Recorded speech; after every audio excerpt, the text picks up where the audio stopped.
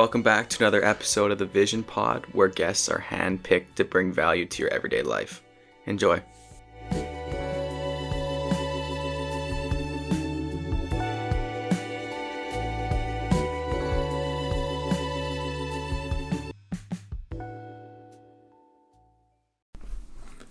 In today's episode, I interview Ralph, a pastor from the Philippines who is serving in Cambodia right now.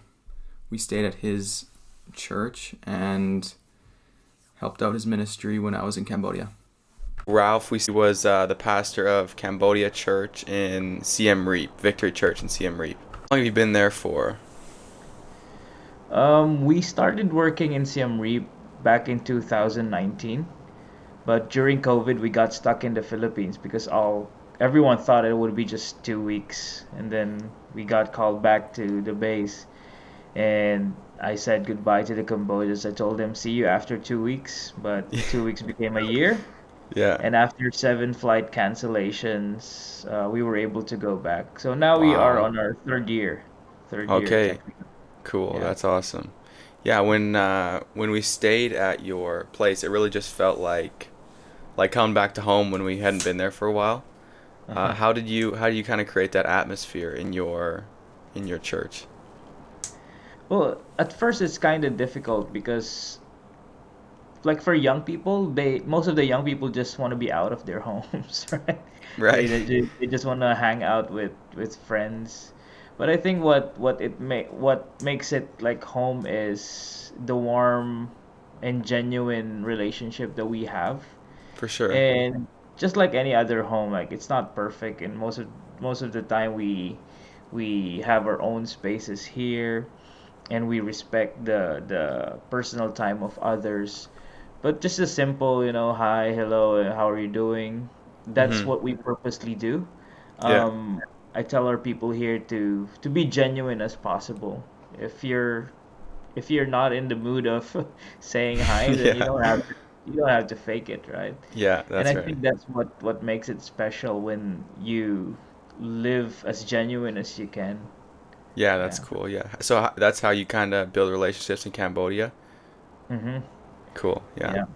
Yeah, I know we went out a couple times for coffee with you, and it just kind of showed what a deep sense of community looked like, and that Mm-hmm. community group, especially in like a smaller like men's group kind of thing. Mm-hmm. Yeah, so can you speak on the difference between Cambodia and the Philippines when you're growing up? Yeah. Before we moved here, I thought it would be just the same because we're both in Asia. Like Cambodia and the Philippines is in Asia. But Right? if you look at the map, Philippines is like way, way on a Yeah. different side of Asia. We don't have neighbors.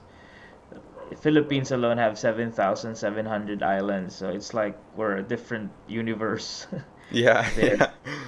And most of our culture came from Spanish people, Americans, and even Japanese. So we're kind of mixed with Okay. with our values and cultures. Mhm. But one of the major differences I think we have with Cambodia is people here are they're more, how do I say this? They're more careful Hmm. with doing things, but to the point of they won't express what they feel. I Okay. think the Philippines is more like America, where we say what we feel, we say what we want to say, we confront if we need to confront, and after that we're fine. We're good. One of the challenges that we had in Cambodia is when we were starting to build relationship with people, we kind of pushed them and hey, you have to open your heart. But we Right. learned that for Cambodians, that's not a normal thing to do. It really takes time for them to process things. Also, the Mhm. food is very different. Um, I'm sure you've tried some food in the Philippines. Yeah, yeah. We love burgers, spaghetti. Oh yeah, spaghetti. Just Yeah. like the West, right? In Yeah. Cambodia, they all have like all kinds of flavor you can taste in their food, and every food Oh have yeah. vegetables. Yeah. Yeah, there's quite a bit more flavor for sure in Cambodian food, I would say. Mm-hmm. Yeah, for sure. So, you're when you preach on Sundays or whenever you preach, what's your favorite Bible verse to preach on? Oh, well, that's a very good question because when you said that, I said, "Oh yeah, what's my favorite verse?" But Hmm. I think most of the time, I don't intend to quote the verse, but I always quote it. Right. It's in Proverbs where it says, "The fear of the Lord is the beginning of wisdom." Okay. And maybe because I always talk to young people, and sorry, young people, but I've been there. Young people were prone to making wrong decisions. Yeah. Like when I was still a teenager, I would make decisions without even knowing it. Like for me, I go first and then I think. Right. Yeah. But when you grow old, you think first before before you go or step in. Yeah. So I think one of the verse that I really love quoting is the fear of the Lord is the beginning of wisdom, because it is a very excellent anchor in our heart to for us to make the right decisions. Hmm. That the fear of the Lord will filter every decision that we would make. So, yeah, that's a hard verse because it's kind of difficult. It's kind of hard to explain. So, would you say that like being afraid of like what God could do to you, or being afraid of like separation from him, or what does that kind of mean to you? Yeah, most of the people they misquote the verse or misunderstand the verse, and it doesn't talk about like being a victim or a fearful Hmm. person to God. It only means that you have a deep reverential respect towards God. It's like you Okay. honor God in your decision. It's not fear of punishment, it's not fear of judgment. It's just in every decision you make, you consider what God is saying about these things. And because you honor and respect him. Just like what I always say to the young people, if the king of Cambodia visits our church or visits your campus, you'll Yeah. wear the best clothes you have, or you'll act the best way. You'll not be you'll not Yeah. be like a stupid guy Yeah. who just say whatever he wants. So I think that's what the fear of the Lord means, that you have this deep reverential respect. Right. Um, like for example, the love of God draws us closer to Him, but the fear Hmm. of the Lord directs us to the right Yes. path. Yeah. Yeah. Yeah, that's cool. Yeah, you need both for sure. Mm-hmm. So, your strategy is kind of impact the youth in Cambodia just because the older people, they're kind of harder to reach with their Buddhism values. Correct. So, how do you reach the youth in Cambodia? Well, I think the only difference that because I've been a youth pastor in the Philippines for more than 5 years and been involved in the youth ministry for a long time in campus ministry. But I think one of the major differences that the Philippines and Cambodia have is I think the young people here are more conservative, Hmm. and they more like old fashioned, which is for me it's good because the Hmm. youth in the Philippines now they're wild. They're Yeah. wild. And if we're talking about reaching out to the young people, you have to allow your hands to be dirty in a way that in order for you to find that precious diamonds, those young people, you have to be willing to let your hands be dirty and go to the places they go, build relationship, and even be patient, with some of them. I remember when I was still new to the youth group, some very very new, they invited me to play basketball, and then when I rebounded, I I got the ball and then I cursed. I said a bad Yeah. word, Yeah. and everyone just and they said, "Okay, let's go." They just ignored. Yeah. Yeah. And that really struck my heart that time, that the love of these people for me is greater than my flaws, and I Hmm. carried that throughout the years. And I said to myself, when I disciple young people, I would be as patient as possible, knowing that they're still in the process. And young people know if you're just taking advantage of them, right? If Yeah. you're just building relationship to them just because you want them to be a Christian and Right, just to you sell them want them to, something. yeah. Yeah. And we have many young people here that are not Christian, but we hang Mm-hmm. out with them. They're still Buddhist, practicing Buddhist. And if you ask them, like, why do you join our youth group? I just feel good here. But are you a Christian? No, not yet. I haven't made a decision. Yeah. So for Yeah. us, like, it's fine. We're here to build relationship with you and to Mm-hmm. demonstrate to you the gospel. So Yeah, I and just think really, really time, understanding, and just spending time with the youth is very, very important. yeah, just having like a safe place for them to Right. be for sure. Yeah. So, how did you decide you wanted to be a pastor, or how did that come about? Well, I think if you ask any pastor, they didn't plan. Right. Yeah. They really didn't plan to be a pastor. Like for me, I'm a musician, and I thought that I would be a musician for the rest of my life. Hmm. Then um I got I got pushed, I would say pushed to share something in one of the gatherings, and I said, "Wow, I can talk, I can speak." Yeah. So maybe God has given me this gift. I remember one of the preaching schedule that they gave me is during a funeral. And I was 17 years old. I said, what should I tell? Like the room is filled with Right. older people than me, but I saw the gift of God moving in teaching and preaching. But pastoring is different. I think it just got developed through the years that you have a heart for other people. You have a heart to serve other people. And then I got discipled by people who are in the full-time ministry. I think that's important. Mm-hmm. If you see yourself like being used in the ministry, or maybe you just want to be discipled by someone, by a pastor, that really helps because I believe in impartation. Like who I am today is because of the people who have invested in my life, and most of them are pastors. Yeah. Most of them are missionaries. I remember our youth pastor, he's the one who planted the church here in Cambodia, and he would always pray for me and say like God will use you in the nations. And I said like how, but he Yeah. did. I'm Yeah. here That's today cool. in Cambodia. Yeah. What is your vision for your Cambodia church?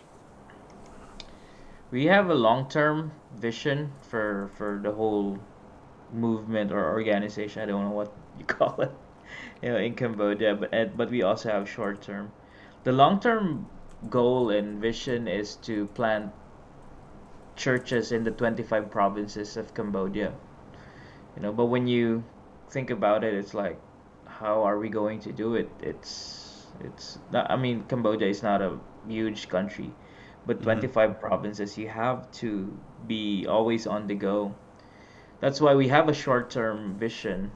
My goal is to start a discipleship school where we would train young people, train university students in the Word, and how to disciple others, how to reach out others, so that when they go back to their provinces, when they go back to their village, they would have a heart for their village, they would have a heart for their province. Because most of the people that come in Siem Reap, they're from different provinces. Mm-hmm. And I remember 2 years ago, we have one student and her father died. And the student, she cannot sleep because of the pain that she's feeling. And she lives like 3 hours away from here. And then the next morning, I took my motorbike, that small motorbike, and Yeah. drove like 3 hours just to encourage her. And Wow. then stayed there for an hour, prayed for her, and they were all surprised, like, "Why are you here?" And I said, "I heard that you cannot sleep." And Mm-hmm. then I prayed for her, and then after 1 hour, come back to Siem Reap, come back to the city, and those kind of things. Like on the way there, I was asking the Lord, God, why am I doing this? Am I crazy?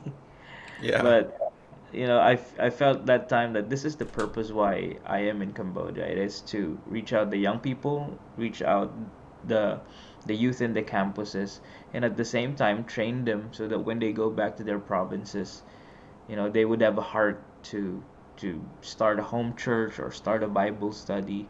And this is how we plan to fulfill the long-term goal of 25 provinces in Cool. Cambodia. What do you think your biggest challenges are uh, being in your role right now? I think one of the aside from myself, like the biggest challenge of for me right now is I tend to be impatient sometimes. Like I want to see things happening. I want to see things like moving forward, Right. but I have to remind myself like the facing of other people here in Cambodia is different from the Philippines. Like in the Philippines, Mm-hmm. like everything should be quick, everything should be instant. But in Cambodia, it really takes time, Yeah, which for sure. relates to the main challenge. I think the main challenge that we have here is the culture. I mean, in uh in every document that they have, like kingdom, uh culture, religion, or something like that, they they highly regard the kingdom of Cambodia, their culture, and religion, which is Buddhism. So I Mm-hmm. think the main challenge for us is culture. It's really challenging when the kingdom culture, the teachings of Jesus Christ, collides with their culture, and sometimes they bring Khmer culture to the church, and Right. that's where the problem usually comes. But yeah, I think patience is the key. Yeah, But for those are the sure. challenges that we have. Um, Also, I think if you compare Cambodia to other countries, it's still developing because of the genocide happened back in the 70s. It's still recovering. The effects of those are still evident. So I think that's one of the challenges also. Many people doesn't want to invest in Cambodia. Many people, like, compared to the neighboring countries like Thailand, Laos, Okay. Vietnam, Just because I like, see it's like a potential risk, or yeah, okay. risk, or there's no people say there's no hope with the business, but Okay, we preach a different message. But that's yeah, right. that's one of the challenges here. Yeah, that's right. What are a couple books that you've read that have really changed your life? I have a lot. I love reading books. Okay. I know, like, many people doesn't like Andy Stanley now, but Andy Stanley, like, he's a pastor in the States. He has this book, Communicating for a Change, that Okay. really changed my perspective about preaching. It's a it's a book about communicating. It's about Mm-hmm. preaching, not just for pastors, but presentation in general. I remember he said there, famous actors and actresses would memorize their line so that they can deliver it with impact. Mm-hmm. And he said, how much more for us as pastors? We should, memorize the word, memorize what God has given to us so that we can effectively share it. So that's For one of the sure. book, Communicating for a Change. Um, Practicing the Presence by Brother Lawrence, like, very, very Okay. old book. Yeah. Um, he's a monk, and he just practiced the presence of God Hmm. and loves the presence of God. Um, Ruthless Elimination of Hurry by John Mark Comer. That's also because, as a young leader, as a young pastor, we tend to be the hero of everything. We want to do everything. Yeah. We want to try everything that works.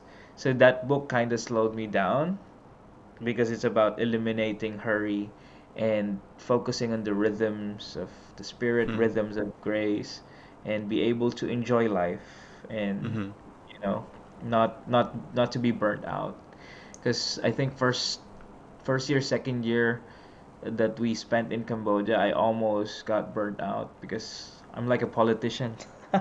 We have a lot of project that we're doing, and I'm starting to feel like I'm not happy with doing these things. But Mm-hmm. that book really helped me. Um, What else? John Maxwell books, Right. Yeah. really Leadership good books. about, yeah, leadership books. Craig Rochelle. Uh, I listen to Craig Rochelle leadership podcast, and I think as a leader, you have to really invest with books, invest Yeah. reading, especially if you want to grow in the business world. There's so many wisdom from other people. They say like learn from experience, but you don't have to experience it. You just have to listen to the Yeah. person who experienced it. That's right. Yeah. And Yeah, then you find those are. yourself doing exactly what you read about. Mm, Yeah. yeah. Um, so are you doing anything with business or just mostly ministry?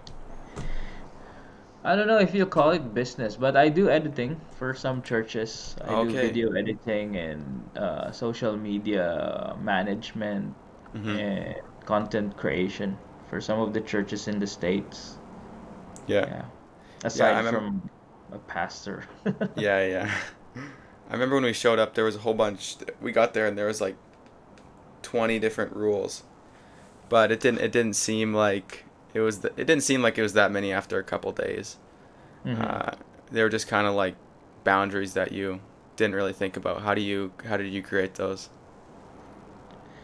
Well, when we arrive here, the rules are still there. Have Oh, already okay. existed. It's already in place. Hmm. But I I did my best because seeing those rules like 21 house rules, right? It's kind of wow. Are we in Yeah. a re-education camp or? Yeah. But me and my wife, we did our best to create a culture where those boundaries exist, but it's all communicated in love. Hmm. But Yeah. I'm not perfect. Sometimes I go beyond those boundaries, or maybe like I did not communicate it with love. But I think it's important to, it should be balanced. You have boundaries and you seek Hmm. to lead through relationship, That's not right. by Yeah. not by control. Yeah. Yeah. An example as well. What is like the book topic that you've read the most about? What do you say? Would it be leadership? Sorry, what? What book, like topic, have you read the most about? Like your go-to? Leadership. Leadership? Yeah. Ever Okay. since leadership and uh, other pastors might not agree, but I like self-help. Self-help Okay. book. Yeah. Yeah. Yeah. Why would you say that other pastors wouldn't agree? Because some pastors would say, "Oh, the Bible is enough," like Oh, okay. Yeah. uh, Yeah, and I think just which some is of those, which is true, right? right. But you want to hear from others who have experienced other things as Yeah. well. Yeah, it Yeah. helps expand on it a little bit too. Mm-hmm. Yeah. Yeah, you got a couple good like supporting staff there too. How did you find all them and then get them to stay? I'm not sure if I found them or they just showed. Okay. Okay. Because to be honest, like first year, second year, we felt alone, and Okay. our experience was this: like we're chasing people who were here before, like the old timers. We're kind of chasing them, and it was really exhausting because some people they don't want to be chased, some people don't want to commit. And then I remember one day we're on our way from the village. You've been to the village, right? We're on Yeah. our way to the village. It's a long drive by a motorbike, and I was asking God, Lord, should we still chase the old timers? Should we still chase this people who have been here in the church for a long time, but still they are not doing something? Hmm. And then God reminded me of Jesus. Not, not he's always moving. He's always moving, and he he he just ministers to those who follow him. If you Hmm. follow him, he will minister to you. If you stop following him, he will not. Yeah. So that's the time we made a decision. Okay, we're not gonna waste our strength to these people who don't reciprocate it with love Hmm. or with time. So we just go and don't stop reaching out. Whenever we're discouraged, we would go out and do prayer walk. That's one of the things that, one of the habits that we develop here in Cambodia. The moment we felt, oh, we're so discouraged, let's go out, Right. let's walk in the park and do prayer walk. And Cool. eventually we would meet people that, you know, and that's one of the testimonies we have here. Most of the people in the church right now, they came from the villages and places that we did prayer walk. Hmm. And we've never imagined, even right now when we pass by their villages, I would be emotional. I said, who would have thought like Yeah. these people would come to church? God would connect them to us without, without us knowing that it would happen or they would be connected. Yeah. Yeah, seeing the fruit come a little bit later. That's pretty Mm-hmm. cool. So, what would you say are your like biggest things you learned about leadership or Many years ago, I read from John Maxwell book, that leadership is influence. He said leadership is influence, nothing more, nothing less, which I carried for a long time. But then God brought me to a deeper meaning of leadership, when I read the Gospels, when I read the life of Jesus. That leadership is ultimately servanthood. hmm.